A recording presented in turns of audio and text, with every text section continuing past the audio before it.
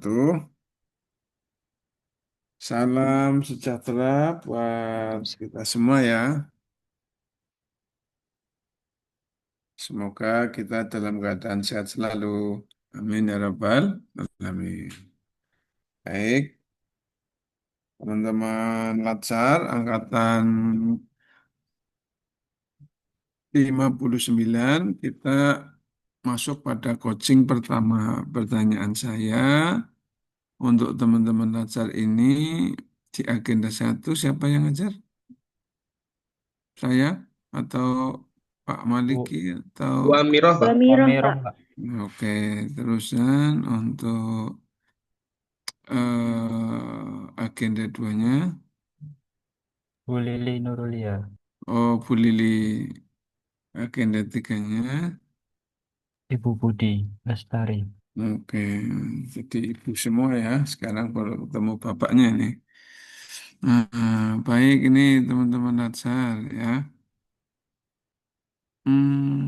Sekarang kita akan mereview agenda satu, 2, dan 3. Dan ini kelompok 2 ya. Kelompok 2 baik. Nah, begini strategi untuk agenda 2 ya. Untuk agenda 2.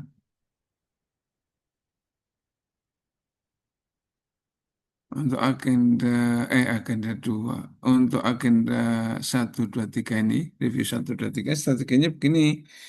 Anda membagi menjadi 3 kelompok. Karena ini ada 10, maka menjadi 3, 3, dan 4. Ya, 3, 3, dan 4. Nanti kelompok satu itu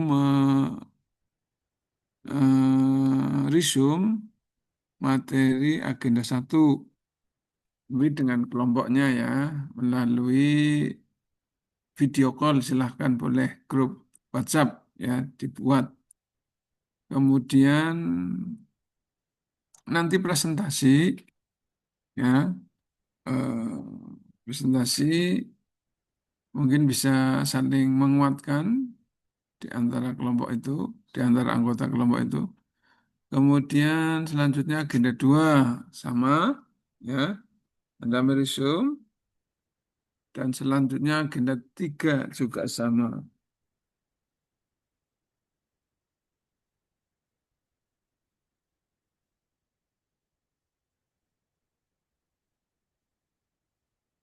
Untuk berikutnya nanti setelah Anda mereview nanti akan kami beri penguatan ya, beri penguatan dan kalau waktunya ada nanti kita akan melihat pada hasil tugas individu gitu ya. Baik, silakan ketuanya tadi Mas Ilham ya katanya. Mas Ilham tolong dibagi 3 ya. Ketentuan seperti tadi. Kami persilahkan Mas Ilham. Ya Pak, terima kasih. Langsung dibagi sesuai absensi aja Pak ya. Ya, silakan monggo.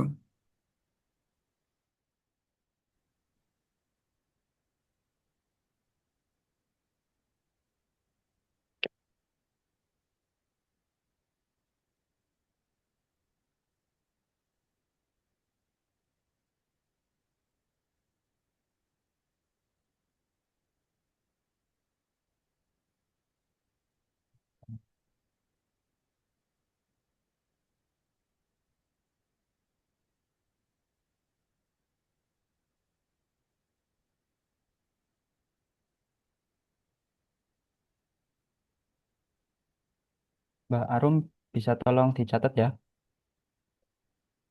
Oke, Pembagian oke. kelompoknya itu langsung dari absensi aja. Nanti kelompok satu itu Mbak Arum, Mbak Asih, sama Mas Aska. Terus kelompok dua Sebentar, Miss. Tadi kelompok satu siapa? Kelompok satu Mbak Arum, Mbak Asis, sama Mas Aska.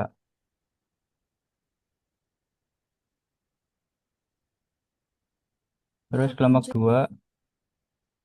kelompok dua Mbak Dana, Mbak Dia, sama Mbak Dian.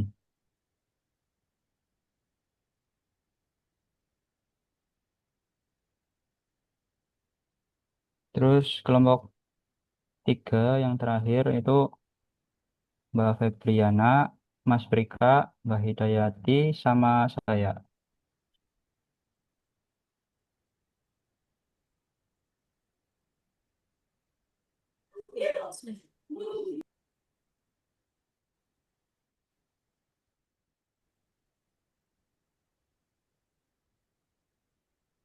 Sudah ya. Ngapunten Pak Ya, Samsul, mungkin ya. langsung Langsung aja nggak apa-apa. gimana Langsung. Pak? Iya, langsung aja. Oke, Ya, oke. langsung di, anu ya, langsung dikerjakan.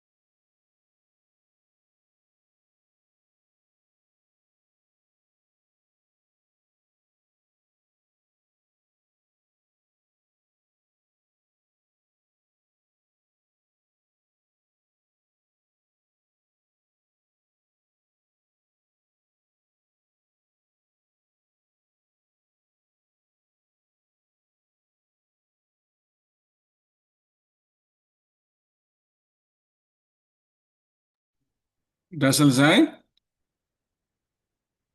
Udah selesai belum? Mas Ilham, kira-kira temannya udah selesai belum? Kira teman-temannya udah selesai belum ini? Sampun, Pak. Baik, kalau sudah, sekarang dari kelompok 3 dulu. Siapa kelompok 3, Mas Ilham?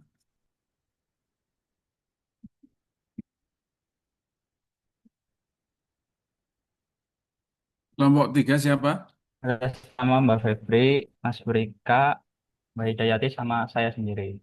Oke, coba Mas Ilham. Untuk agenda 3, ya, agenda 3 itu apa ya yang dipelajari? Pertama, temanya tentang apa sih? Temanya tentang apa, Mas Ilham? Akhir ini temanya kedudukan dan peran PNS untuk mendukung terwujudnya smart governance sesuai dengan ketentuan perundangan manajemen ASN dan smart ASN. Jadi, oh, ada manajemen ASN dan smart ASN. Baik, temennya siapa namanya tadi, Mas Ilham? Mbak Ada siapa? Mbak Febri, Mas Mbak Rika, Febri. dan Mbak Ya, Hidayat. coba Mbak Febri. Mana Mbak Febri? Mbak Febri? Mana ini Mbak Febri?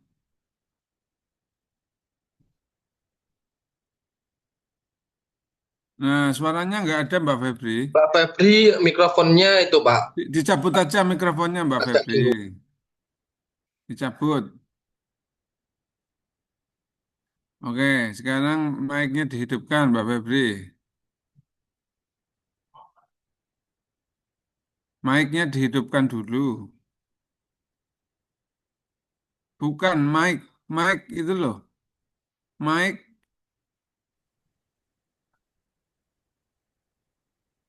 Mbak Febri, mic-nya dihidupkan dulu. Mic, mic, tahu mic? Nah itu.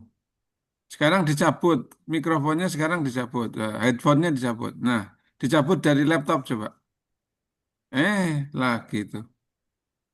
Mic-nya on off lagi itu. Di unmute dulu, di unmute, di unmute, di unmute. Nah, ini bahaya sekali nanti kalau ujian RA begini ya. Coba di unmute, di unmute Mbak Febri.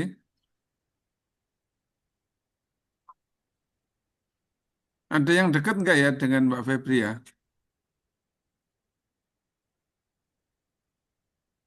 Harusnya kalau pakai HP juga bisa. Apa pakai HP?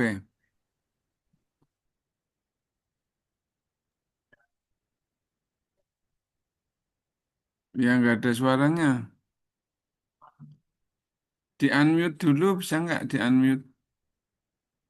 Nah ini bahaya banget ya kalau nanti ujian RA kendalanya seperti ini ya. Itu bisa jadi nggak ujian RA-nya ya kan. Padahal RA nanti ujiannya ya seperti ini salah satunya. Ya coba Mbak Febri mungkin bisa pindah dulu atau minta bantuan ke yang lebih paham. Nanti dicoba lagi. Setelah Mbak Febri, siapa ya Mas Ilham? Kelompok 3. Ada Mas Rika, Pak. Mas Frika, ya coba Mas Frika. Ini Pak, siap. Ya, yang dimaksudkan dengan manajemen ASN itu apa ya? Setahu saya ya Pak, manajemen ASN itu adalah proses pengelolaan ASN untuk menghasilkan ASN yang profesional, memiliki nilai dasar dan etika profesi, bebas dari intervensi politik, serta bersih dari proses korupsi, kolusi, dan nepotisme Pak. Oke. Kalau Smart ASN, coba temannya Mbak Mas Frika siapa? Ada Mbak Dayati. Mbak Hidayati, Pak. Mbak Hidayati coba. Kalau Smart ASN apa? Izin menjawab, Pak. Ya. Oke.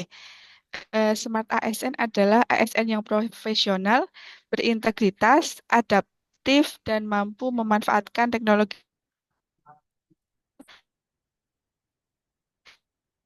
Bagaimana? Ini kok pada anu ya, pada apa itu? Pada kurang bagus ya.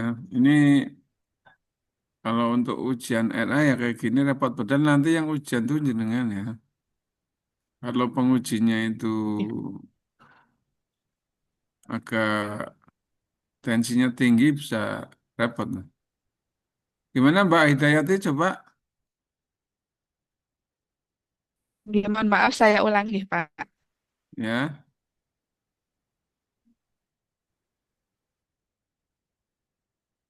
Mbak Febri itu jenengan minta bantuan siapa di situ untuk mengaktifkan biar bisa itu Mbak Febri. Kan pemerintah. Ini Mbak Hidayati juga sama ya. Nah, Nggak sering lobet-lobetan.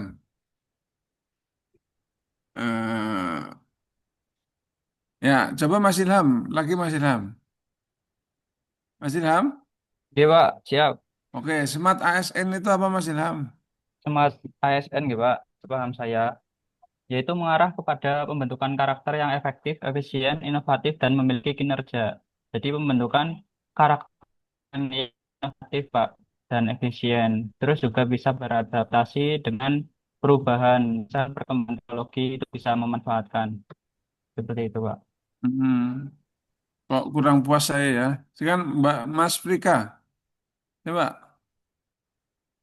Kalau saya ya, Pak, Hmm, Smart ASN itu konsep penyelenggaraan pemerintah yang cerdas dengan memanfaatkan teknologi informasi untuk meningkatkan efisiensi, efektivitas, dan kualitas pelayanan publik yang diwujudkan melalui ASN yang memiliki kompetensi digital, inovatif, serta adaptif, Pak.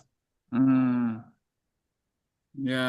Nah, ini untuk kompetensi digital, ya. Nanti kira-kira untuk digital ini ada digital etiknya enggak ya? Ada, Pak. Gimana? Coba Mbak Mas Frika. ada, Pak. Ya, coba Mbak Hidayati dibantu. Ya, dalam kompetensi digital yang harus dimiliki ASN itu kan ada 4, Pak. Yang pertama, digital skill, yaitu kemampuan teknis teknologi informasi. Mm-mm, Kemudian digital kultur, yaitu budaya kerja digital. mm-mm, Yang ketiga, digital etik atau etika bermedia dan penggunaan teknologi, mm-mm. serta digital safety atau kesadaran keamanan dalam berdigital. Ya, oke. Jadi ada 4 ya. Wah ini sayangnya Mbak Febri nggak bisa berkontribusi, ya kan? Mbak Febri itu udah saya minta temennya coba untuk membantu, tapi nggak bisa berkontribusi. Jadi teman-teman kita harus memiliki kompetensi digital, ya, digital skill, digital etik, digital safety, digital culture, ya. Itu saat ini ASN harus sudah mampu. Ya. Coba, kenapa pertanyaan saya ini Mas Ilham, ya, saya nggak tanya Mbak Febri nih karena Mbak Febri nggak bisa. Kenapa Mas Ilham empat kompetensi itu, indikator kompetensi digital itu ASN kok harus memiliki itu kenapa, Mas Ilham? Ya, karena utamanya ya, Pak, untuk meningkatkan pelayanan, Pak. Karena kan era Hmm, digital itu sudah semakin berkembang. Kalau hmm, semisal kita tidak bisa memanfaatkan era digital ini, ah, pelayanan yang dilaksanakan oleh instansi itu pastinya akan tidak efektif dan tidak Oke, efisien. itu digital skill ya. Kalau Mas Frika, digital etik, itu kalau kaitannya dengan Anda sebagai ASN, bagaimana Mas Frika? Eh, Selain digital skill, Pak, kita semua harus mempunyai digital etik karena kita menyadari bahwasannya smart ASN ataupun digitalisasi ini ada dampaknya, Pak. Dampak negatif maupun dampak Hmm, positif. Kita harus benar-benar mengetahui etika kita, cara pakai kita sebagai ASN untuk menyadari, menyontohkan, menyesuaikan diri, merasionalisasikan, mempertimbangkan oh, dan mengembangkan tata kelola digital itu sendiri, Pak. oke, Jangan sampai nanti kita di situ digitalisasi timbul permasalahan seperti hoax dan lain-lain di situ, Pak. oke, baik, itu bagus sekali ya. Berarti kalau begitu, Mbak Hidayati, itu ada kaitannya di undang-undang apa ya, Mbak Hidayati? Apa yang dijelaskan Mas Frika, Mbak Hidayati, itu ada kaitannya, keterkaitannya dengan undang-undang apa ya? Halo, Mbak Hidayati, ini berarti, halo, Mbak Hidayati, Halo Pak. iya, apa itu keterkaitannya? Itu Mbak Febri, tolong Mbak Febri, jenengan tuh minta tolong ke temennya, atau pakai dua device, Mbak.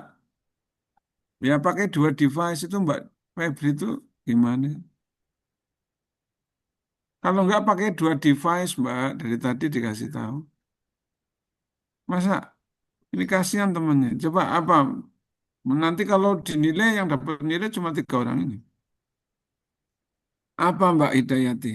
Keterkaitannya dengan undang-undang apa ya? Jadi kemampuan kita mengendalikan diri ketika menggunakan digital ya itu agar tidak timbul masalah ya kemudian ada kebijaksanaan dari kita kemudian ada kehati-hatian dari kita itu kira-kira ada kaitannya dengan undang-undang apa Mbak Hidayat? Undang-Undang dasar juga berkaitan Pak, ada di pasal 28F dan pasal 28J. Ya 28 C ayat 2 ya ya betul betul bisa jadi ya. Bisa G. jadi tapi kalau yang keterkaitannya dengan ASN ada yang lebih rigid lagi yaitu kaitannya dengan undang-undang ITE, Pak. ASN. Undang-undang ASN. Jadi ASN tadi kan disampaikan sama Mas Frika itu ya. Itu. Nah, itu undang-undang ASN. Diktum-diktum undang-undang ASN itu menjadikan kita harus bisa mengedukasi masyarakat, ya kan? Coba bayangkan, ya di samping undang-undang ITS ya ada benarnya. Tapi dibayangkan kalau ASN-nya saja suka menyebar hoax, apalagi masyarakatnya. Makanya ada undang-undang ASN nomor berapa? Nomor 20 ya Pak. Nomor 20 tahun 23. 2023. Nah, ini penting banget ini. Ini ada kaitannya dengan agenda 1 nanti. Oke, terima kasih ini dari agenda 3. Sekarang agenda 2 coba. Siapa agenda 2? Saya Mbak Dian Fitri Insnaini sama Mbak Dia Harum. Oke, Ya, iya. sekarang silahkan disampaikan Mbak Dana Kurani. Silakan disampaikan dulu. Coba agenda 2 itu bagaimana? Apa saja? Iya, baik Pak. Agenda 2 itu pada intinya membahas mengenai nilai-nilai dasar ASN yang mana itu merupakan suatu pilar atau suatu panduan perilaku bagi ASN dalam menjalankan tugas sesuai dengan formasinya. Di mana nilai-nilai ASN itu yang pertama ada berorientasi pelayanan, akuntabel. Hmm. Terdengar Pak suara saya? Ya, dengar. Ya, berorientasi pelayanan, akuntabel, lalu ada kompeten, lalu harmonis, loyal, adaptif, dan juga kolaboratif. Di sini dalam agenda 3 agenda 2 kemarin, maaf, itu kami diminta untuk memahami definisi, lalu panduan perilaku, serta kata kunci dari setiap nilai-nilai berakhlak yang mana tujuannya agar kami bisa mengimplementasikannya di dalam satuan kerja masing-masing atau instansi masing-masing sesuai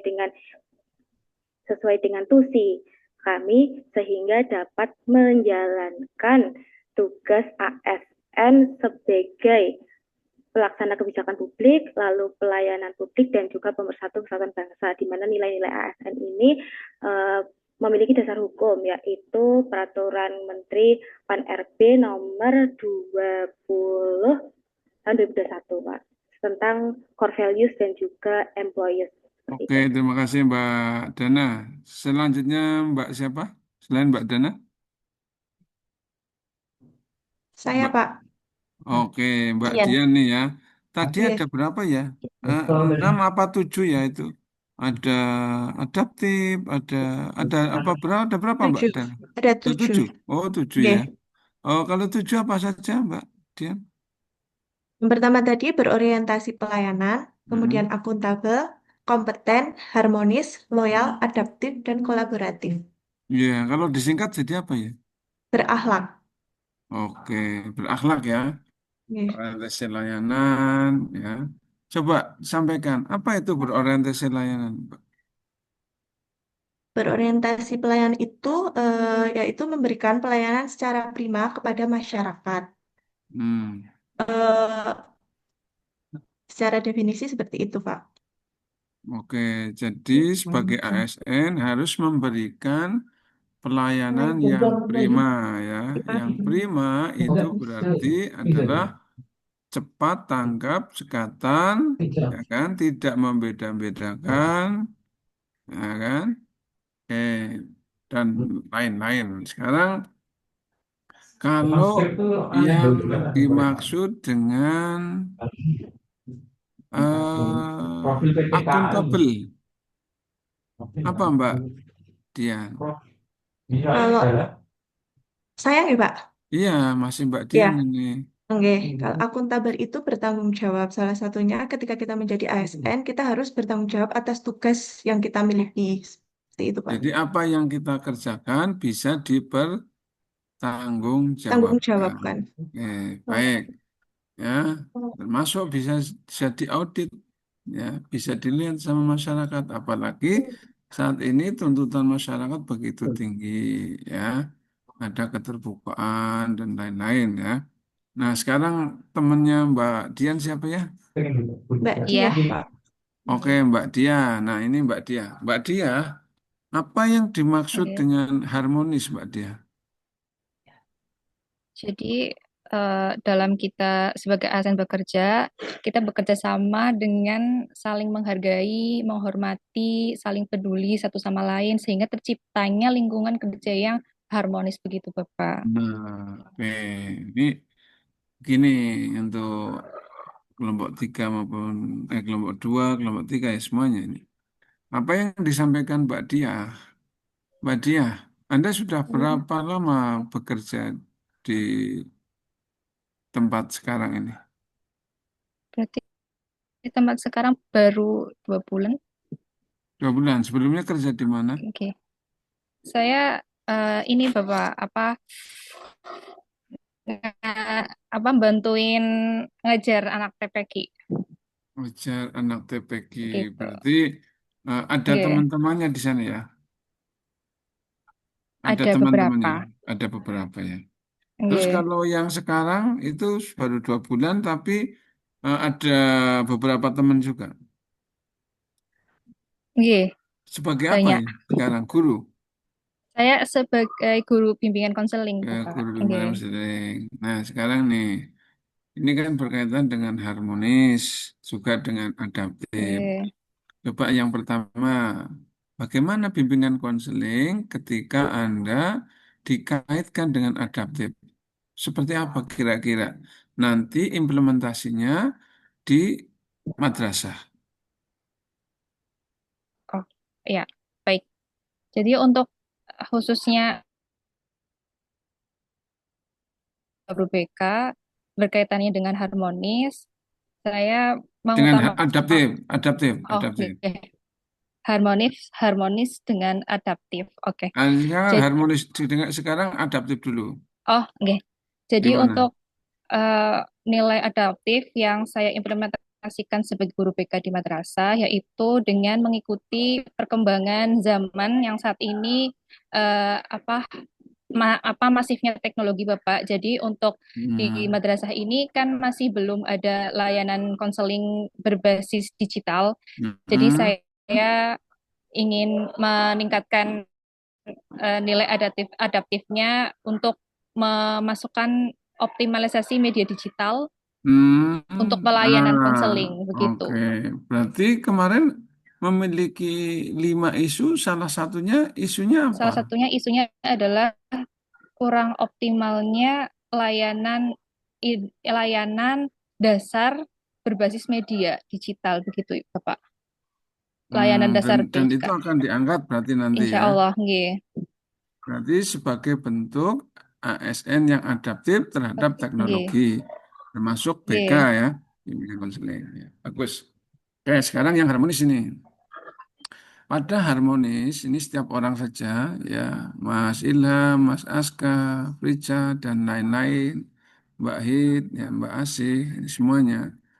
Ini jenengan kan masuk ke dunia lembaga yang mungkin ada yang baru 2 bulan, ada yang mungkin sebelumnya sudah ngajar di situ, bisa jadi ada ya. Ah, ini kan akan mendapati, menemui banyak orang dengan beberapa karakter yang berbeda, ya kan? Nah, pernah tidak entah di tempat yang baru ini entah di tempat yang lama, ya, mendapati orang yang ketika diajak kolaboratif, ya, kalau guru disebut kolegial, ya tidak hanya guru sebenarnya, yang lain juga kolegial. Ketika berkolaborasi, itu Anda merasa bahwa ini tidak bisa menjadi tim atau menyulitkan Anda, atau tidak ketika kolaboratif.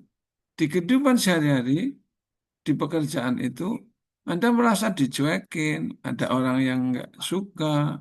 Kira-kira ada nggak Mbak Dia? Gimana Mbak Dia? Ada Pak. Ada ya? Nah, apa? Gimana? Seperti apa Nggih, nanti kira-kira nggih Anda ada. Mbak Dia? Kalau seperti itu Eh, bagaimana? karena ini kan kalau misalkan ada ini di madrasah gitu Pak, madrasah saya kalau misalkan ada ya ada orang yang memang kurang diajak untuk kolaboratif, saya ya berusaha untuk mendekati dengan cara harmonis begitu. Ya. Oke, ini Jadi biar dibantu nih, dibantu apa ya? sama Mbak Dana. Apa Mbak Dana? Oke, Kalau Mbak Dana? Baik, Kak. Apabila mengalami situasi seperti itu ya tentunya kita seperti yang dikatakan Mbak Dia melakukan pendekatan terlebih dahulu biar kita itu tahu latar belakang atau penyebab beliau ya yang bersangkutan itu tidak bisa bekerja secara kolaboratif itu seperti apa. Misalnya mungkin karena beliau sikap pribadi atau mungkin canggung seperti itu. Kita melakukan pendekatan secara personal. Lalu setelah mengetahui mengapa beliau yang bersangkutan tidak dapat berkolaborasi dengan baik, kita berarti harus berstrategi gitu Pak. Misalnya dalam pembagian tugas, ya kita sesuaikan dengan karakteristik beliau gitu. Sama halnya ini seperti tugas saya sebagai seorang guru ketika menghadapi berbagai macam karakteristik peserta didik, itu kita harus menghargai perbedaan karena setiap orang itu punya keunikannya masing-masing. Tapi bukan berarti kita menurunkan standar seperti itu, Pak. Jadi yang utama bagi saya Hmm? adalah melakukan pendekatan terlebih dahulu untuk melihat latar belakang permasalahan yang bersangkutan itu seperti apa, lalu Hmm? berstrategi menyusun kolaboratif itu misalnya dengan pembagian tugas sesuai dengan kompetensi segitu Pak, agar hasil tugas Oke, bersama itu bisa baik. maksimal. Terima kasih. Ini bisa ditambahin Mbak Dian? Baik, Pak, kalau untuk secara berkolaboratif, benar apa yang dikatakan sama Mbak Dana Ya dan tidak Mbak harus Dia. kolaboratif ya, tapi kita akan mendapati dalam dunia pekerjaan itu, di lembaga yang kita tempati, mungkin ada orang yang toksik. Nah, bagaimana pendapat Anda? Tidak harus kolaboratif. Ya, kita kalau menghadapi orang seperti itu ya kita harus harmonis, saling menghargai dan peduli. Jadi Nah, kita kalau juga sana harus nggak menghargai gimana? ya kita berusaha untuk mendekatkan diri untuk tetap menjadi yang baik, Pak, seperti itu. Ya, oke. Jadi ini ya, ini akan Anda dapati di dunia pekerjaan Anda. Di mana-mana. Saya, teman saya, Anda, mungkin saudara Anda yang bekerja di luaran sana, itu akan mendapati orang-orang yang bisa dikatakan tanda petik tidak cocok. Tanda petik. Nah, apa yang harus kita lakukan? Ya, tadi Anda sudah menyampaikan. Kita tetap pertama tadi harus tetap harmonis, gitu ya. Harus baik itu menjadi karakter dasarnya. Ya. Berikutnya, ya kita itu harus bisa memahami orang lain, bukan orang lain itu memahami diri kita. Ya, ini. Jadi orang lain yang memahami kita itu keliru. Kita yang harus bisa memahami mereka. Kan ada mungkin di antara kita yang merasa bahwa saya ya beginilah, kalau mau ya kayak gini. Kan itu, ya kan? Gelem ya kayak gini, nggak gelem ya gini. Mau ya kayak gini, nggak mau kayak gini. Itu ada yang merasa seperti itu. Itu namanya ya maunya dipahami. Orang lain suruh memahami kita. Padahal kalau orang lain memahami kita itu sulit. Ya, belum tentu bisa. Maka kita yang berusaha memahami mereka. Yang ketiga, kita harus bisa menurunkan ego kita, ego sektoral kita. Gitu ya. Ego kita itu harus diturunkan. Ya, tadi ada disinggung. Bukan berarti kita kemudian ya merendahkan diri kita sendiri. Bukan. Ya. Menurunkan ego itu kita tetap berhati baik, ya, mencoba memahami, ya. Kemudian kita tidak merasa paling baik, paling benar, gitu ya. Itu. Nah, ini akan kemungkinan akan Anda hadapi. Yang menjadi tolak ukur di ASN, Anda harus tetap harmonis. Kondisinya seperti apapun, tetap harus harmonis. Nah, itu Anda tuntut, ini tuntutan itu. Tuntutan, ya. Tuntutan dan kewajiban bahkan itu. Jadi, eh, ini ya kalau mendapati orang-orang seperti itu, kita tidak kemudian berkecil hati, mengeluh, menangis, ya. Kadang ada orang yang sampai curhat, menangis bahwa temannya itu tidak tahu kenapa kok bisa membenci. Penyebabnya apa juga tidak tahu, ya. Tidak ada sebab, tidak ada angin, tidak ada hujan, tiba-tiba toksik. Nah, ini perlu dipahami bahwa dasar ASN, ya, nilai dasar ASN adalah harmonis. Maka oleh karena itu kita berusaha ya, berusaha tadi yang disampaikan teman-teman itu dengan berbagai cara. Tapi ingat nilai dasar kita tetap harmonis. Seandainya ada orang yang tidak baik sama kita, kita berusaha tetap baik. Gitu ya. Oke, ini sekarang di agenda 3, agenda 2, agenda 1. Sekarang agenda 1. Mana agenda 1 nih? Iya, Pak. Iya Pak, betul. Mbak Arum, sekarang Mbak Arum coba sampaikan agenda 3. Apa yang Anda dapat? Iya, rawat ya Pak, agenda 1 ya. Jadi Ya. agenda 1 kemarin kita belajar mengenai wawasan kebangsaan dan juga nilai-nilai bela negara sampai dengan kesiapsiagaan bela negara. Di mana Hmm. sebenarnya ketiga ini tuh berkesinambungan gitu Pak.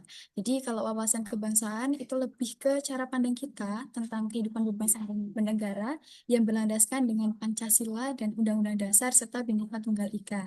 Nah, ketika kita paham nanti akan mewujudkan perilakunya. Perilaku paham ini yaitu bela negara, di mana bela negara ini itu diwujudkan dalam beberapa nilai seperti cinta tanah air, kemudian sadar berbangsa dan bernegara, setia dengan Pancasila, rela berkorban, dan kemampuan awal bela negara.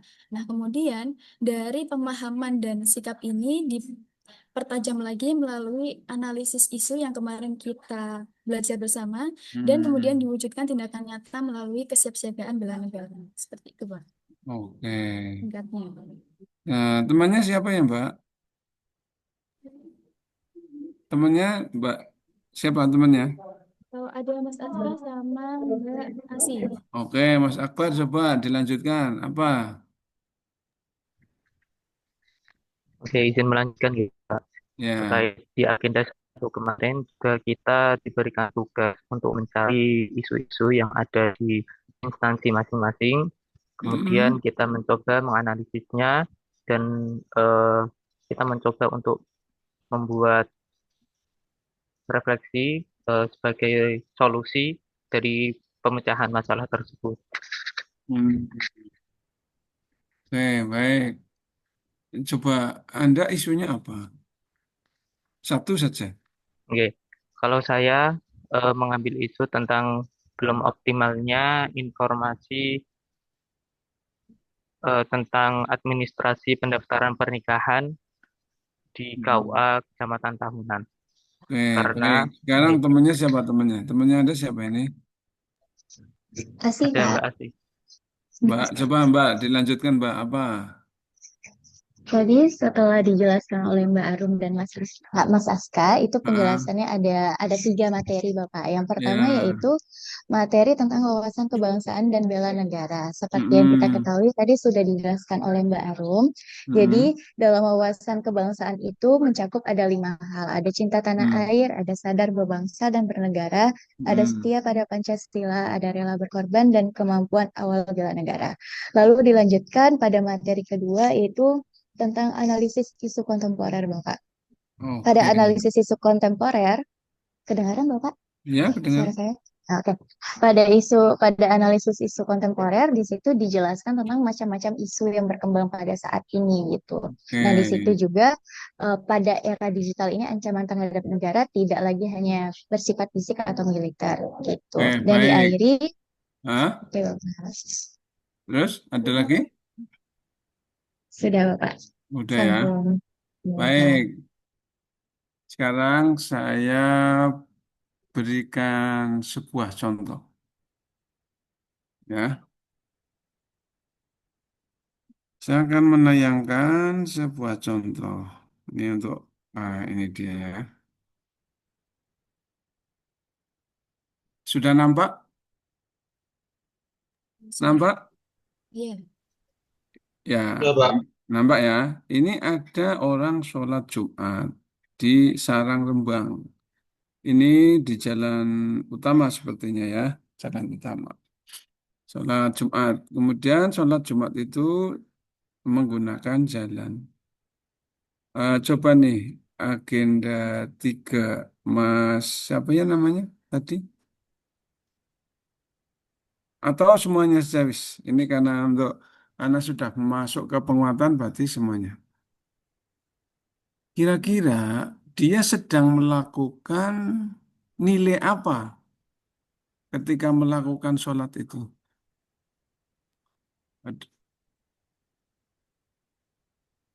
Nilai apa ya?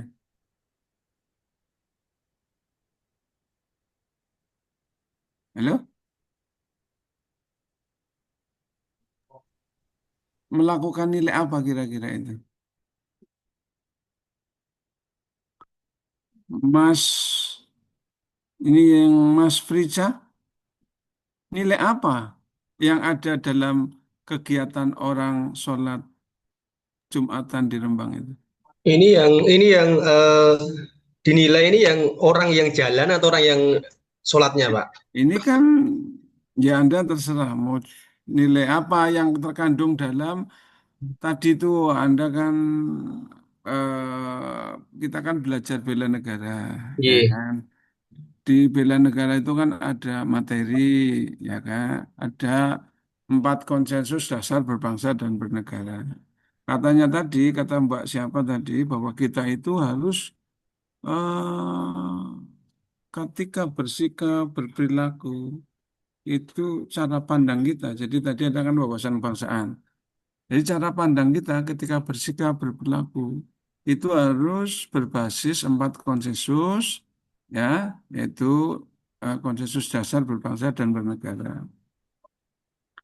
Kira-kira ya, dari tayangan itu, ini kalau diklik kan menjadi video itu kan nggak usah Iya. video ya, tapi intinya ada orang sholat Jumat.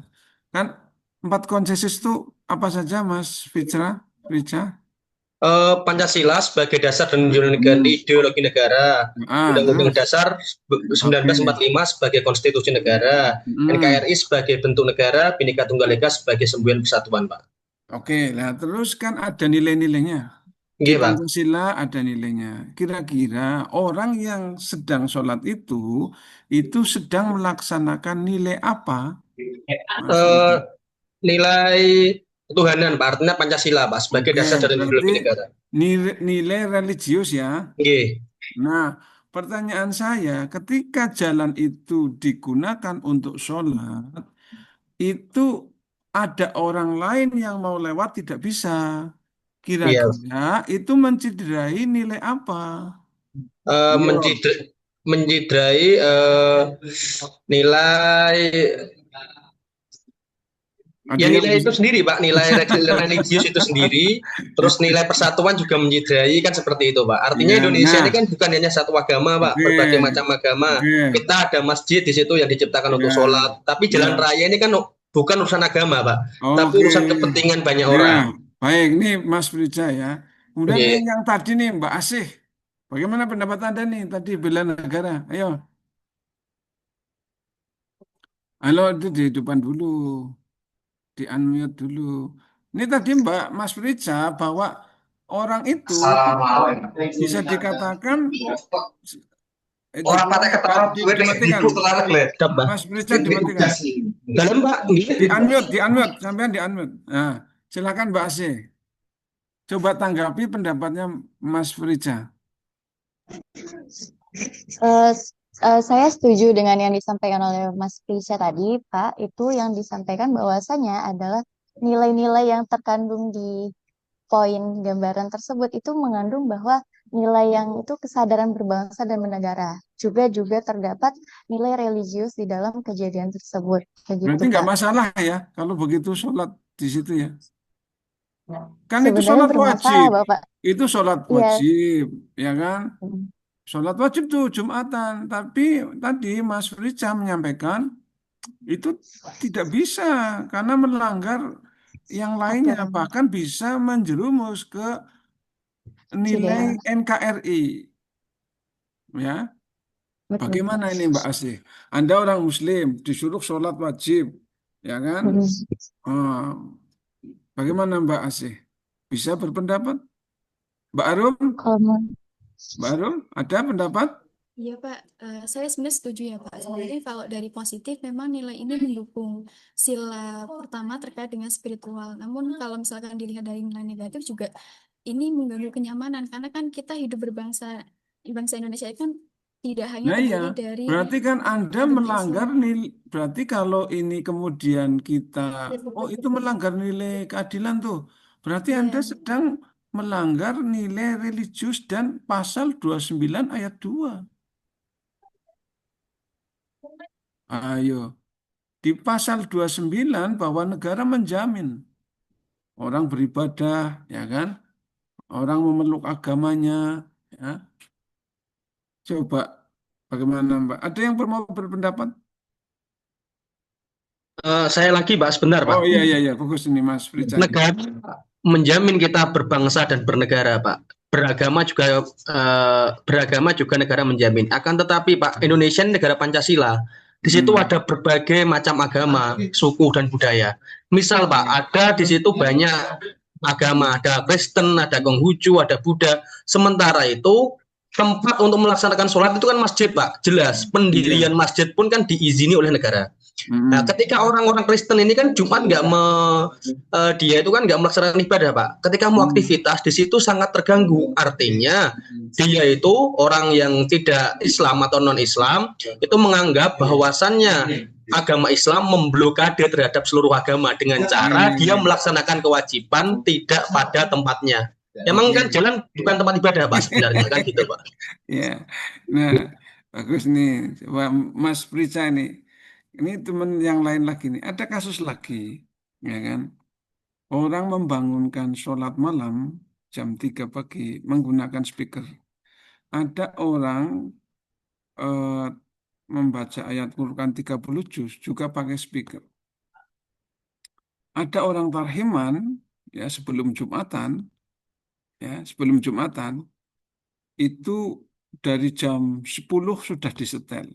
Kalau tadi halo Mas Frica menyampaikan bahwa kita kan tidak hanya Islam, yang lainnya. Bagaimana Mas Frica berkaitan dengan orang yang tadarusan ngaji Al-Quran 30 juz pakai speaker, ya kan? Atau membangunkan orang sholat malam pakai speaker juga, adzan awal ya, biasanya adzan awal itu jam 3 pagi. Padahal kita juga bukan eh, semuanya beragama Islam. Bagaimana Mas Frica? Baik, Pak. Kalau kok masalah jalan tadi kan, Pak, jalan itu kan benar-benar umum, Pak. Umum Ya, artinya siapapun orang Jakarta, orang Madura lewat-lewat ke situ semua, Pak. ya, Kalau ya. Pak di dalam perkampungan itu kan artinya dia sudah mengenal bahwasannya jam sekian walaupun sebenarnya menurut saya misal Jumatan jam 10 sudah aktifkan speaker itu juga orang setuju, Pak. Karena jam 10 itu adalah jam masih kegiatan bagi semua orang. Mungkin jam 11 atau jam setengah 12 itu kan masih wajar, Pak. Ya. Dan menurut saya kalau hemat saya jam setengah dia mengaktifkan speaker ataupun dia tadarus itu di lingkungannya sendiri, Pak. Artinya seluruh orang sudah bisa memahami. Ini perlu nih Mas Frica. Jalan milik umum, ya kan? Di udara, hampa udara itu apa bukan milik umum? Milik umum tapi sudah Nah, sekarang dalam coba satu lokal. Mas Aska nih, Mas Aska. Mas Aska, Iya, Pak. coba sebutkan kira-kira ada nggak sih ajaran Islam itu melarang orang itu beribadah? Ada, Pak. Apa coba? Contohnya pas ketika ini saya dengar cerita ya, Pak, yang ada sahabat Nabi yang sholat duha itu, Pak, sampai tidak bekerja. Nah, itu kan sampai kemudian kan nggak dilarang sih, maksudnya dikasih anjuran buat sholat duha, ya sebisanya terus. Tapi kan jangan lupa tentang kewajibannya mencari nafkah. Ya. Oke. Ya, ini penting sekali ya. Ini teman-teman dulu mendengarkan. Sekarang saya buka ya, saya buka. Saya buka, kemudian saya tunjukkan ya. Ini saya ya. Ini saya nih. Kelihatan nggak? Iya, Pak. Eh, tu- pendapat saya tulis kelihatan ya. Saya Muslim tapi tidak sepakat jika beribadah mengganggu orang lain. Bisa membaca? Bisa, Pak. Oke. Terus apa jawabannya coba? Nih, komentar seperti ini nggak akan dianggap karena mereka menganggap kebebasan bodoh amat, ya kan? Tapi ada ini lumayan komentar yang mungkin agak mendukung saya, tapi coba ini, kenapa akun dikunci? Para sopir saja sudah paham. Kamu kok protes, ya kan? Terus saya jawab, ya kan? Nah ini, bahkan dia mengatakan, suruh kiaimu ngaji yang benar, jangan cuma lewat Google. Emang kamu hidup di mana? Ya kan? Kelihatan orang-orang munafik. Ya kan? Nah, ada lagi nih. Seberapa cerdas Anda dibandingkan Gus Baha? Gus Baha yang orang sana saja tidak mempermasalahkan semua itu. Oke, itu ya. Udah tahu? Nah, sekarang kita bahas ya. Sekarang kita bahas.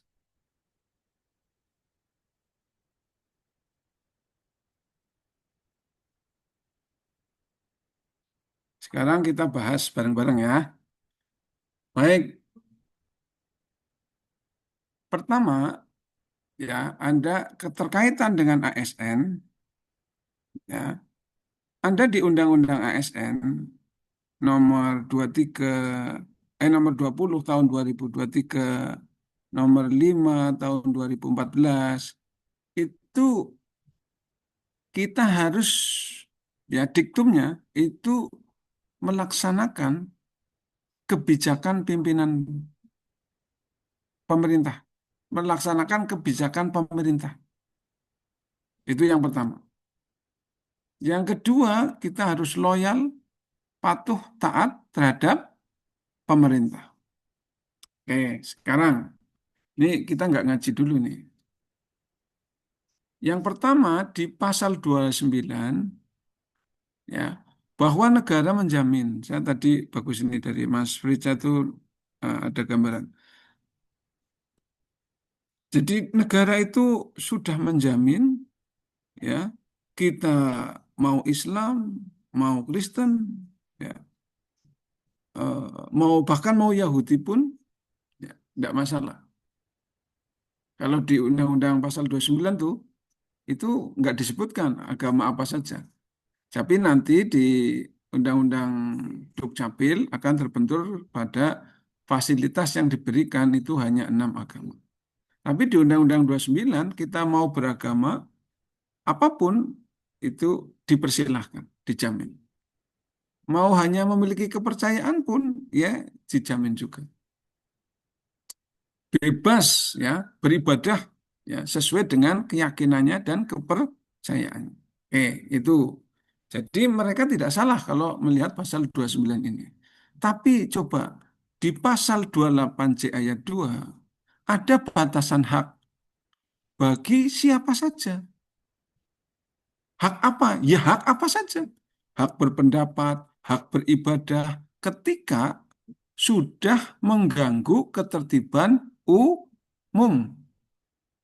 Nah, tadi Mas Fritz betul tuh. Jalan itu umum. Dia sudah melanggar di pasal 28 J ayat 2. Maka hendaknya negara hadir di situ.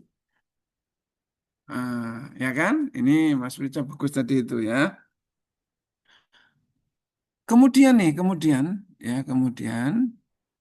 ah, kalau kita kaitkan bahwa kita cara pandang kita, hidup kita, ya cara pandang tadi kan berbasis 4 konsensus tadi kan. Berarti Undang-Undang Dasar 1945. Kemudian kita terikat sama Undang-Undang ASN nomor 5 dan nomor 20, maka semua ASN yang di sini harus tidak sepakat terhadap kegiatan sholat Jumat yang melanggar ketertiban umum. Kok harus? Iya, karena Anda terikat di Undang-Undang ASN. Kecuali Anda bukan ASN. Mungkin Anda akan protes semena-mena. Tapi karena Anda ASN, ya tidak boleh. Harus terikat. Coba, emang Undang-Undang ASN untuk karyawan Jarum, untuk karyawan Texmaco, untuk karyawan Fiction, Yamaha, Undang-Undang ASN untuk siapa? ASN. ASN. Lah kalau Anda sudah siap mau menjadi ASN, kira-kira Anda patuh enggak kira-kira nanti? Halo, Anda sudah yakin nggak mau jadi ASN? Yakin? Mbak Asih, Anda yakin nggak jadi ASN? Yakin Bapak. Kalau yakin Mbak Arum, Mbak Dana, dan yang lainnya, Anda harus tidak sepakat terhadap perilaku yang seperti itu. Karena itu melanggar Undang-Undang 1945 pasal 28 J ayat 2.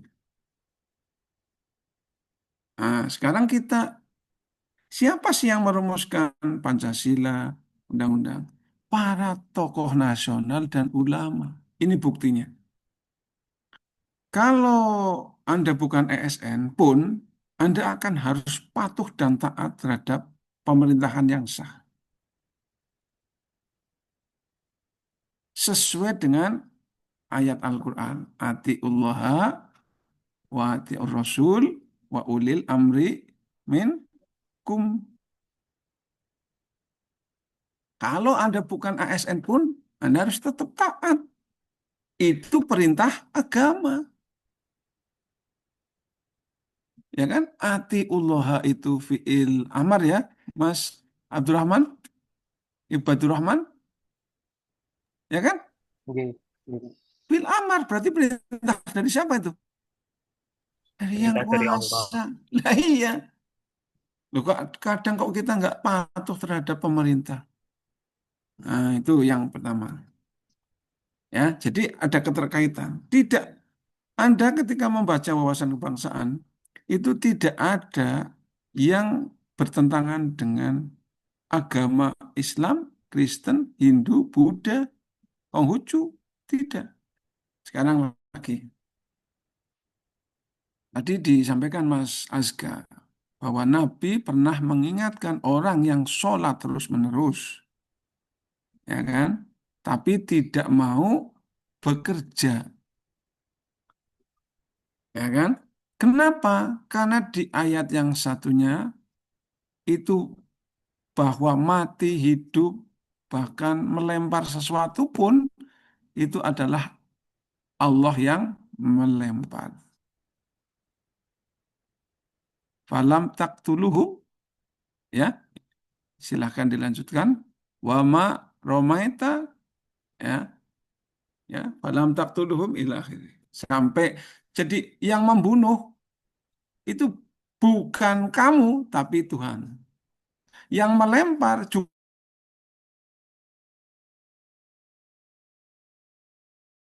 bukan, tapi SK tahu bahwa kita itu disuruh berusaha. Apa ayatnya ya, Mas? Bahwa kita disuruh berusaha. Ayatnya apa ya? Ada yang tahu ayatnya bahwa kita disuruh berusaha? Yang innallaha la yughayyiru ma. Itu, Pak. Nah, iya betul. Innallaha la yughayyiru. Ma Ma biqaumin biqaumin hatta hatta yughayyiru ma bi yughayyiru anfusihim. Jadi makanya jangan cuma satu ayat saja. Ayat yang lainnya dibaca dong. Ya kan? Ayat yang lainnya dibaca. Makanya kok dia cuma ibadah saja. Emangnya mau turun dari langit? Kalau Mas Frica tidak mengikuti usahanya, prosesnya, yaitu ujian, mendaftar, kuliah, Mas Frica kemungkinan tidak ada di sini. Kalau tidak mengikuti prosedurnya, tidak usaha, ya kan? Kalau Mas Frica tidak melakukan pendaftaran, ujian, oh, ya mana ada mau jadi tiba-tiba jadi ASN, ya kan? Wong tiba-tiba saja ada mengumpulkan berkasnya, ya kan? Kalau seandainya tiba-tiba ada, seandainya ada, saya yakin tidak ada, ya. Mbak Arum lulus, kemudian cari SKCK, ya, cari pusat kesehatan, coba kalau itu nggak di, sekarang gini aja wis, kalau Anda nggak melalui ini, apa namanya ini kita sedang apa nih, Latsar, berani nggak Anda akan selamanya jadi CPNS? Tuh, kalau Anda kok tidak mengikuti Latsar, 2 tahun CPNS terus, Anda bisa dikembalikan. C-nya hilang, PNS-nya P-nya hilang, N-nya hilang, S-nya juga hilang. Karena persyaratan menjadi menghilangkan C-nya itu adalah salah satunya sertifikat Latsar. Nah, kalau Anda nggak mengikuti ini proses ini, usaha ini, Anda, pokoknya apa jadi apa-apa kata Gusti Allahnya. Nah, ya Anda harus mengikuti usahanya, mengikuti ini dengan baik, ya itu. Nah, oke, sekarang kita lanjutkan lagi. Ini jadi ya Nabi pun sudah mengingatkan bahwa jangan sampai kita mengambil hak orang lain, bahkan haknya kita, kita sendiri loh. Saya nih misalkan sholat terus, ya tanpa henti, cuma beribadah tok, tidak kerja, ya kemudian tidak kerja, semuanya cuma ibadah tok, deal. Karena saya yakin Allah akan memberikan bisyarah maupun apa itu dalam bentuk pekerjaan maupun yang lain akan datang sendiri. Misalnya. Ternyata Nabi sudah mengingatkan, sum wa aftir, kum wanam, fa innaka li ainika alaika hakko, fa innaka li zaujika alaika hakko. Sesuai dengan pasal 28J ayat 2 enggak kira-kira itu. Tentang hak, hak itu dibatasi. Ternyata Nabi membatasi hak. Iya kan? Ternyata Nabi membatasi hak. Ya kan? Sum wa aftir, berpuasa. Pakainya fi'il amar lagi. Sum, berpuasalah. Wa aftir, berbukalah. Kum, sholatlah. Wanam, tidurlah. Fa innaka li'ainika alaika hakku. Bahwa kamu punya mata, itu punya hak. Fa innaka li zaujika alaika hakku. Kamu punya istri, itu punya hak. Mau dikasih makan apa kalau kamu cuma sholat aja? Istri itu juga perlu dikasih nafkah batin lahir. Kok cuma sholat? Itu kalau dilanjutkan, Pak Innaka, ya bisa ya bisa dilanjutkan itu ya. Eh, karena mata saja dijaga, apalagi istri, apalagi anak, ya kan? Liwalatika, ya. Kemudian tetangga kita di Jaroka,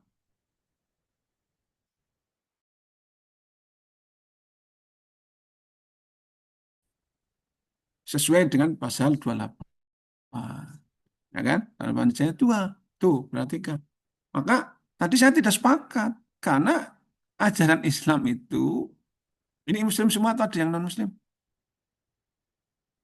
Kalau ada yang non-Muslim, nanti saya minta juga berpendapat sesuai dengan ajarannya.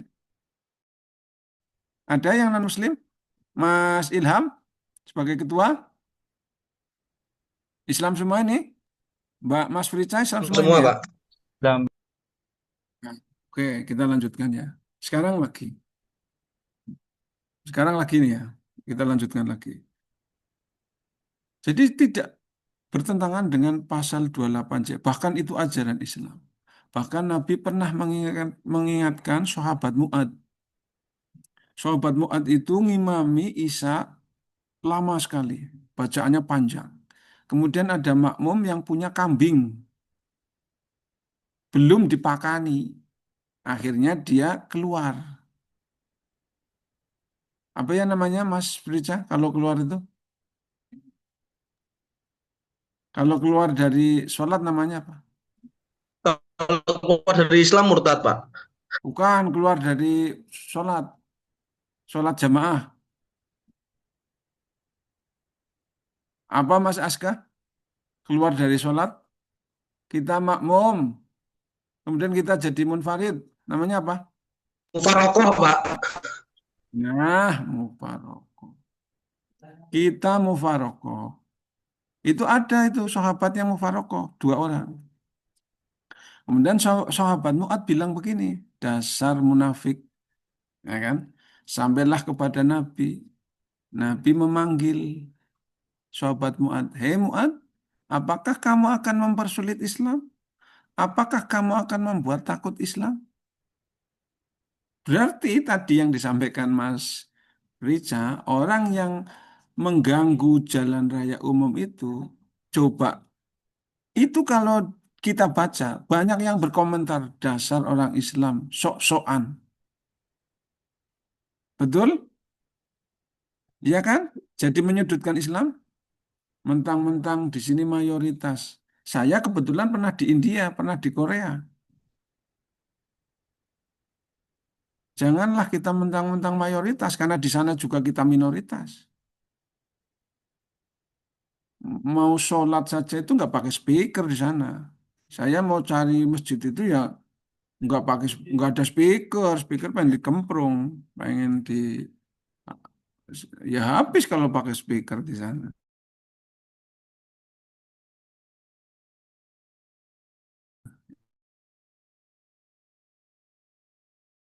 Kan? 6 sampai 20 ada. Ditambah speaker dalam. Padahal ada hak telinga orang untuk istirahat. Bagaimana orang yang sakit gigi, ya kan? Bagaimana orang yang mungkin sedang menyusui, tidak bisa tidur, mau tidur, speakernya banter banget. Makanya negara hadir mengatur speaker melalui SE nomor 5 tahun 2022. Turunan dari pasal 28J ayat 2 muncullah SE nomor 5 tahun 2022. Ketika SE ini diturunkan, apa coba masyarakat berpendapat? Katanya Gus Yakut koplak lah. Katanya waktu itu kan yang mengeluarkan Gus Yakut, tanda tangannya. Katanya menteri nggak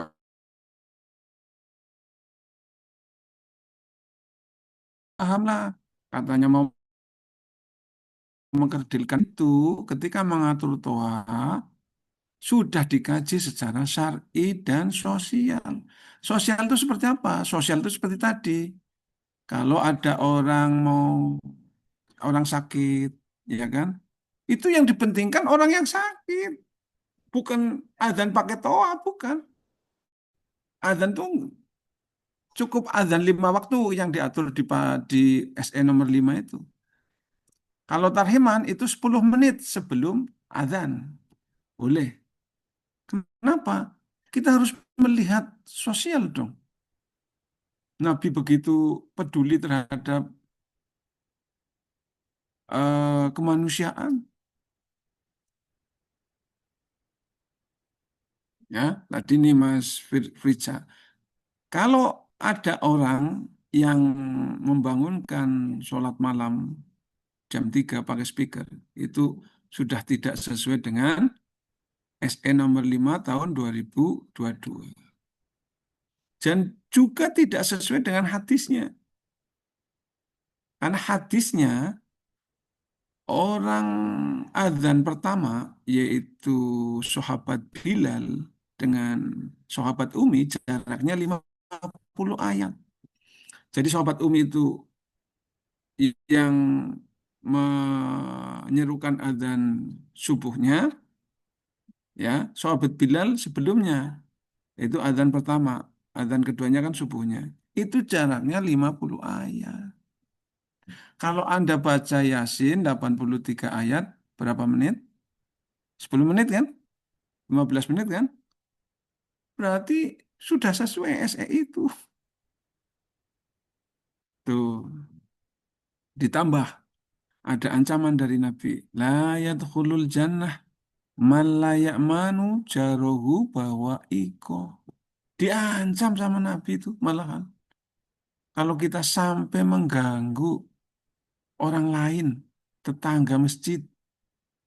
Nah ini kita perlu belajar dari Yusuf Hamka. Tahu Yusuf Hamka? Babah Alun, orang Islam yang paling kaya di Indonesia, salah satunya. Sekarang menjadi kebanggaan orang Islam, karena orang Islam itu menurut Pak Menteri Agama mayoritas tapi minoritas dalam hal kekayaan. Dan itu disampaikan oleh Gus Dur ke Menteri Agama kita. Sekarang Bapak Alun, ya Yusuf Hamka menjadi salah satu orang Islam terkaya. Penyebabnya apa? Di podcastnya Helmi Yahya dia mengatakan, waktu ibunya sakit, ya, dia rumahnya sekitaran masjid, datanglah dia ke masjid. Ya takmir, saya minta tolong bisa dikecilkan speakernya. Kenapa dek? Karena ibu saya sedang sakit, kata takmirnya. 3 hari kemudian, Yusuf Hamka tidak mendengarkan azan. Datang lagi lah dia ke takmir itu. Ya Pak Takmir, kok nggak ada suara azan? Yang penting ibu kamu bisa istirahat. Azan tidak harus ditowak, tidak harus pakai toa.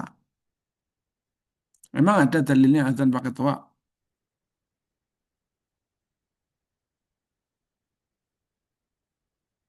ya kan?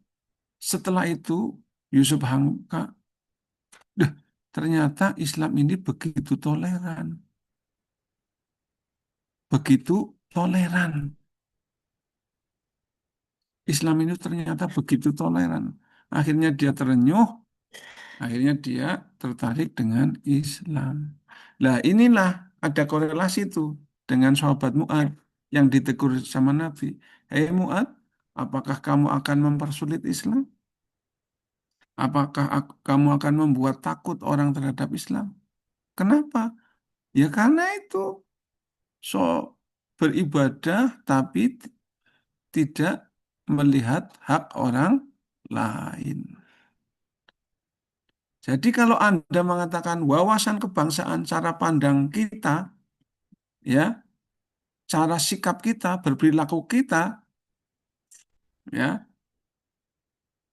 berdasarkan 4 konsensus itu tidak bertentangan. Bahkan ajaran agama menganjurkan. Nah, ini ya perlu diperhatikan sama teman-teman. Makanya tadi ada digital etik. Nah, namanya digital etik. Kalau kita dalam bermedsos, kita harus beretika dan beretiket. Ya, gitu ya. Kalau etiket itu implementasinya. Jadi seperti itu. Kenapa kok saya ikut menuliskan seperti itu? Kebetulan saya mengajar apa? Bela negara, agenda 1. Jadi saya tergerak. Paling tidak saya sudah menyuarakan. Adapun ada orang yang tidak sepakat, ya tapi ternyata banyak juga yang sepakat. Yang like banyak, yang mendukung juga banyak. Jangan sampai nanti teman-teman Latsar ini seperti teman kita yang akhirnya diturunkan jabatannya atau dipecat dari PNS. Karena apa? Karena Anda tidak sepakat dengan pemerintah, kemudian Anda mengkritiknya secara membabi buta. Sudah pernah dengar orang yang mengkritik dipecat? Yang mengatakan Wiranto dulu, pernah dengar? Yang mengatakan SE nomor 5 ini mengkerdilkan Islam. Pernah? Sebentar ya. Saya tak berdiri dulu karena di sini jam 10 disuruh berdiri.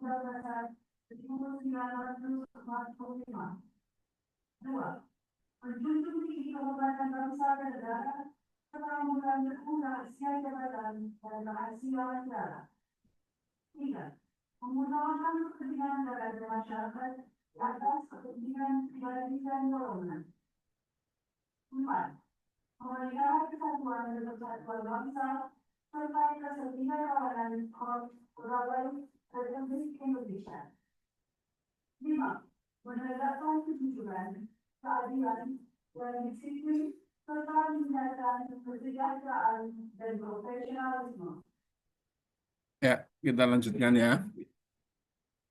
Jadi, ya dulu ada orang Demak gitu, ya, yang mengomentari tentang SE nomor 5 tahun 2022. Di masyarakat itu kan banyak, ya, ada yang ASN, ada yang pro pemerintah, ada yang tidak, ya. Dia ikut mengomentari. Di screenshot, dikirim ke Irjen, ya kenapa? Di- Makanya Anda harus hati-hati. Kemudian nih, saran saya ya untuk teman-teman ini, saya itu SD, SMP, SMA, S1-nya juga di Undip, S2-nya di UNES, umum terus. Kemudian saya masuk di Kementerian Agama. Suatu kali saya disuruh ngimami. Saya tuh bisanya cuma Al-Ikhlas sama Anas sama Al-Falaq. Sama Inna Atana Al-Kautsar ya, Al-Kautsar. Bisanya cuma itu, yang lain tuh nggak bisa. Saya menolak, tapi malu sekali. Makanya kemudian saya belajar. Apa kata Imam Masjid waktu itu? Loh Mas, Anda kan di Kementerian Agama. Maaf Pak, saya nggak bisa. Iya, tapi Anda kan orang Kementerian Agama. Nah itu. Jadi Mbak Dana, Mbak Asih, teman-teman yang lain, Anda sudah masuk Kementerian Agama, Anda akan sama seperti saya kemungkinan. Disuruh ngimami tahlil ya pernah, disuruh mendoakan syukuran ya pernah, padahal saya nggak bisa, ya kan? Waktu itu, waduh, malu sekali. Makanya belajar, ya.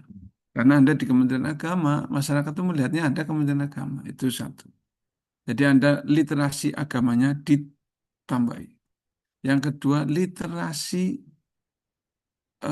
undang-undang, ya, perundang-undangan, ya, aturan-aturan itu Anda belajar lebih banyak lagi. Jangan sampai belum baca sudah komentar. Apalagi komentarnya di dunia maya, ya sudah, itu terekam, ya. Di itu literasi perundang-undangannya, ya, itu penting banget. Oke, baik. Nah, oke deh, tadi deh, masih tadi ya tentang ini ya. Kenapa kok saya minta Anda literasi agamanya itu ditambahi? Karena itu memang tuntutan nanti di masyarakat. Nah, tadi Mas Frica sama Pak Frica sama Mas Afka yang lainnya. Kenapa kok Anda harus tidak sepakat dengan orang yang mengaji Al-Quran 30 juz? Bahkan tidak 30 juz, itu pakai speaker. Tentu Anda tidak sepakat karena Anda ASN, itu melanggar Undang-Undang 28 J ayat 2, tapi ada dalil Al-Qur'annya. Wa idza Al-Qur'anu fastami'u lahu wa ansitu la'alakum turhamun. Kalau ditafsirkan ayat ini, ya Mas Rica, kalau menafsiri ayat ini, kalau letterlock, maka Anda akan membaca di mana-mana, semaunya. Tapi kalau kita tafsirkan secara mendalam, istami'u adalah fi'il amar, ansitu juga fi'il amar, itu perintah Allah. Jadi kita disuruh mendengarkan dan disuruh memperhatikan, menelaah. Tapi kalau dibaca pakai speaker, Mas Frica yang baru pengantin baru akan tetap melaksanakan honeymoonnya. Iya itu. Mbak Dana yang lagi nyuci piring akan tetap mencuci piring. Padahal istami'u. Padahal ansitu. Mbak Arum ya yang lagi nyanyi karaokean belum tentu mau mendengarkan. Mbak Asih yang lagi nonton ya telenovela akan tetap menonton telenovela. Mbak Diah yang lagi masak, dia akan tetap masak.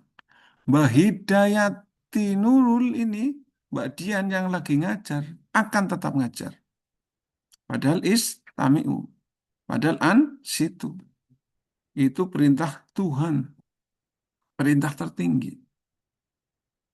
Makanya ya Mbak Febri kalau ngaji tidak usah sembarangan. Ngaji kok di kantor, ya orang lagi pada kerja kok Anda ngaji. Itu enggak. Makanya tafsirannya adalah wa idza quri'al Qur'anu fastami'u lahu wa ansitu la'allakum turhamun. Kalau menurut Gus Bahani tafsirannya Quran itu dibaca dalam keadaan khusus, di tempat khusus, di waktu yang khusus, dalam kondisi yang khusus. Agar apa? Agar nilai Al-Qur'annya itu mulia. Karena memang Al-Qur'an itu mulia. Tapi kalau dibacakan pakai speaker, Mbah Diah Ayu Harum yang lagi pengantin baru, maka nilai Al-Qur'annya jadi turun. Mas Frica yang lagi anaknya nangis digendong, ya kan? Ya, atau lagi bertengkar dengan istrinya, dia tetap bertengkar. Nilai Al-Qur'annya jadi turun. Mbak Dian yang lagi mandi, asik menggosok gigi, ada bacaan Quran yang harusnya didengarkan, diperhatikan. Berarti nilai Al-Qur'annya jadi rendah. Mas Ilham, ya, yang lagi membantu orang tuanya mencuci piring. Dia tetap mencuci piring. Maka nilai Al-Qur'annya jadi rendah. Jadi makanya Gus Baha memaknai, mentafsiri ayat Al-A'raf itu dalam keadaan khusus, ya, kondisinya khusus, maka orang-orang yang benar-benar ingin mendengarkan Al-Quran. Tapi kalau dibaca serampahan begitu, nilai Al-Qurannya jadi rendah. Kita yang guyon tetap guyon. Itu ya. Makanya Anda disuruh, ayo literasi keagamaannya. Karena di Undang-Undang ASN, ya, Undang-Undang ASN, baik nomor 5 maupun nomor 20, Anda itu sebagai edukator masyarakat. Salah satu yang mengedukasi ke masyarakat. Tuh, ya. Di samping tadi, kalau dibaca pakai speaker itu ya berarti mengganggu ketertiban umum. Di pasal 28C ayat 2 dan hadis Nabi yang lainnya juga ada. Ya, di samping semua aftir, ada juga yang lain. Ya. Hadis-hadis yang lain juga banyak, ya. Yang makanya kalau belajar hadis tentang kemanusiaan tuh, perhatikan hadis-hadis kemanusiaan, ya, begitu. Ya. Jadi tolong perhatikan teman-teman nih, sekarang udah ada di Kementerian Agama, ya. Anda belajar literasi perundang-undangan, literasi agama, semakin banyak semakin bagus. Begitu ya. Dan untuk Mbak Febri ini sepertinya masih tetap tidak bisa ya Mbak Febri ya. Tolong nanti, Ini pakai laptop teman, Pak. nah itu Pinjam bisa. dulu. Iya, Harusnya dari ini tadi. pinjam laptop teman, Pak. Iya, ya harusnya dari tadi ya Mbak ya. Tapi ya sudah, karena sudah waktunya udah habis Mbak Febri, mungkin ya kapan-kapan lagi ya. Oke, baik, terima kasih. Mohon maaf ya bila ada kata-kata yang atau perilaku yang kurang berkenan, mohon dimaafkan. Mungkin kita akan ketemu lagi di hari apa ya Mas? Jumat ya? Benar, Pak. Iya kan Jumat ya? Nah, Jumat kan? Kamis, Pak. Kamis, Kamis. Pak. Oh Kamis, besok Kamis ya? jam 1 sampai jam setengah 3. Oh ya, Kamis ya, jam 1.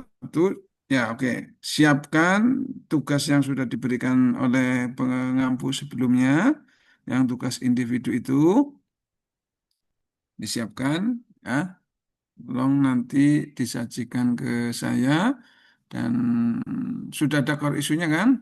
Sudah ya, ada core isunya. Nanti kita akan menentukan apakah bisa dilanjutkan atau tidak. Itu. Baik, terima kasih. Mohon maaf. Assalamualaikum warahmatullahi wabarakatuh. Waalaikumsalam Waalaikumsalam warahmatullahi warahmatullahi wabarakatuh. Terima kasih, Pak. wabarakatuh. Terima Terima kasih, kasih, Pak. Pak. Oke, terima kasih semuanya. Monggo bisa melanjutkan aktivitas masing-masing. Jangan lupa nanti jam 1 tetap stay lagi di Zoom ya. Teman-teman, ini tugas yang matrik ya. Ini tugas yang Budian untuk nanti malam. Gimana? Tugas Budian, Mas, untuk nanti malam, Mas. Dicoba dibuka di tugas individu. Buat video lagi, kayaknya. Teman-teman, Iya, ini tugas Mas yang Rika sudah disiapkan siap sepertinya ya buat ngecip. buat besok tuh tugas yang mana ya? Yang matrik. Gimana, Mbak? Tugas yang buat besok disiapin pas pelajarannya Pak Falah tuh tugas individu yang mana matrik? Yang itu core issue yang ada fishbone-nya itu, Mbak. Yang revisi ya, berarti punya Bu Amirah revisi ya? Iya, yang punyanya Bu Amirah. Apa yang terbaru? Gimana? Untuk apa yang terbaru yang tugas nanti malam kan ada lagi. Ya, nanti malam yang gimana, Mbak? Yang video? Yang video, terus yang satunya juga ini. Iya. Ya, yang itu berarti atau yang Iya. dulu ya. Yang satunya yang matrik sama fishbone juga. Tapi buat nanti malam ada berapa tugas? 2. 2? Semangat. Video kan? Semangat. Video sama Bentar lagi. analisis. Bukan yang itu, Mbak, buat video itu. Ya buat persiapan besok, Mbok ditanyain ya persiapkan tugas semuanya biar standby. Nanti kalau ditanya sudah siap tugas agenda 1, 2, 3 itu udah ada semua nih. Itu aja. Siap, Ketua. Oke, nggih. Monggo silahkan untuk beristirahat. Nanti dilanjut jam 1 siang bersama Bu